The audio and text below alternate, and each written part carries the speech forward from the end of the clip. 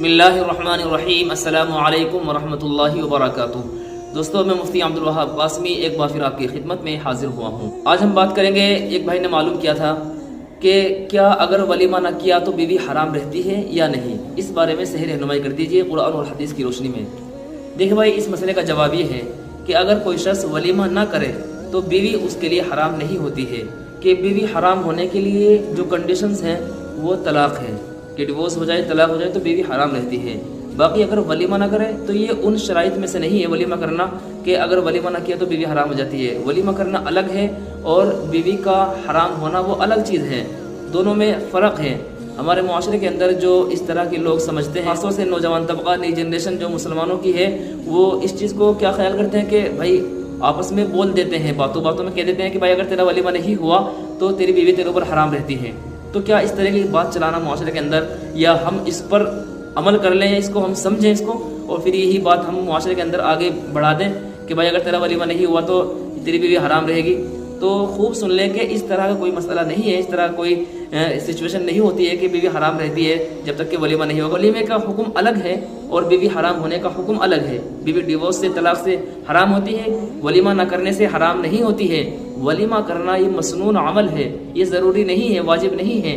لیکن ہو کیا رہا ہے معاشرے کے اندر کہ لوگ ولیمے کو چھوڑ کر کے کیا کر رہے ہیں، مڑھا کر دیتے ہیں۔ یا بعض وہ حضرات ہوتے ہیں کہ جن کو اللہ نے خوب مال دیا ہے، لیکن باوجود اس کے کہ وہ اللہ کے نبی صلی اللہ علیہ وسلم کی سنت کو چھوڑتے ہیں، اس مسنون عمل کو چھوڑتے ہیں، ولیمہ نہیں کرتے ہیں، جس کی بنیاد پر لوگ اس کو برا بھلا کہنا شروع کر دیتے ہیں کہ بھائی تو نے تو ولیمہ کی دعوت نہیں کھلائی ہے، تو نے تو ولیمہ نہیں کرا ہے، تو کھا کر کے بیٹھ گیا ہے۔ اس طرح کی باتیں لوگ اس کو کہنا شروع کر دیتے ہیں، اور پھر باتوں باتوں میں بھی یہ بھی کہہ دیتے ہیں کہ بھائی تیرا ولیمہ نہیں ہوا ہے، تو نے اپنے بچے کا ولیمہ نہیں کیا ہے، تو اس کی بیوی اس کے اوپر حرام رہتی ہے، لہٰذا ولیمہ کرو۔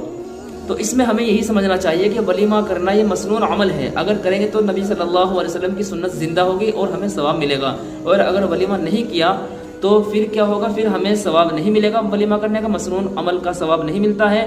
باقی یہ ہے کہ بیوی حلال ہی رہتی ہے، بیوی حرام نہیں رہتی ہے، بیوی حلال ہوتی ہے۔ ہمارے نبی صلی اللہ علیہ وسلم نے اتنی آسانیاں بنا کر کے پیش کی امت کے سامنے، نکاح کرنے میں اتنی آسانیاں ہیں کہ بہت کم پیسوں میں نکاح ہو جاتا ہے، معمولی خرچے میں نکاح ہو جاتا ہے۔ اسی طریقے سے ولیمہ میں بھی بہت کم پیسہ لگتا ہے۔ اللہ کے نبی صلی اللہ علیہ وسلم نے فرمایا کہ تم ولیمہ کرو اگرچہ بکری کا ایک ران ہو، یعنی ایک ران کی حیثیت بہت کم ہوتی ہے جو سب ہی کر سکتے ہیں۔ اور ایک روایت میں یہ بھی آتا ہے کہ کھجور کے ذریعے سے بھی ولیمہ ہوا ہے، کہ صحابہ کرام کو بلایا گیا اور کھجور سامنے رکھی گئی تشتریوں میں، پلیٹوں میں، اور پھر وہ نوش فرمائی گئی، تو اس سے ولیمہ کا ثبوت ملتا ہے کہ ولیمہ ہوا ہے۔ تو اتنا روپیہ خرچ کرتے ہیں ہم مڑھے میں، یا فضول خرچی کرتے ہیں ڈانس میں، گانے بجانے میں، اور ہم ولیمہ چھوڑ دیتے ہیں۔ یہ بہت بھدا طریقہ ہے، بہت غلط طریقہ ہے، اس سے ہر ایک مسلمان کو باز آنا چاہیے، اور اس کو چاہیے کہ اپنی حیثیت کے مطابق ولیمہ کر لیں۔